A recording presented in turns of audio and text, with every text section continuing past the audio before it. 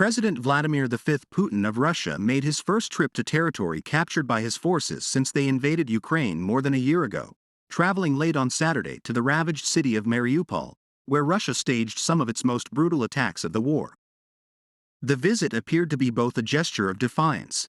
It came just a day after an international court issued a warrant for the Russian leader's arrest for war crimes, and a demonstration of Mr. Putin's resolve to pursue his defeat of Ukraine ahead of the arrival in Moscow of President Xi Jinping of China, a crucial economic partner. Mariupol became a symbol of Ukrainian agony when Russian forces began laying waste to it with artillery soon after its forces crossed the border. It grew into a beacon of Ukrainian resistance when the city's last defenders endured a grueling siege at a steel plant. An advisor to President Volodymyr Zelensky of Ukraine said on Sunday that Mr. Putin's visit made clear his lack of remorse.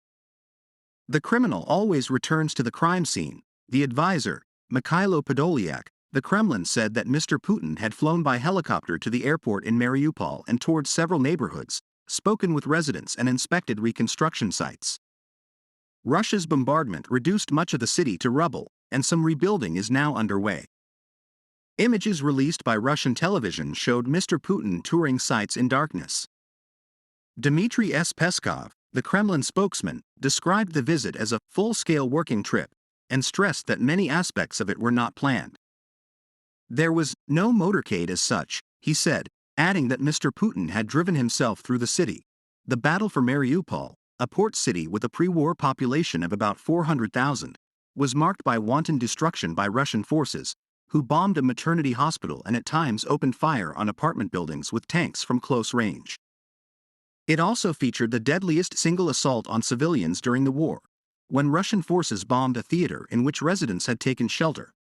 The United Nations said that at least 1,300 died in the battle for the city, but that the true toll was likely to have been thousands higher.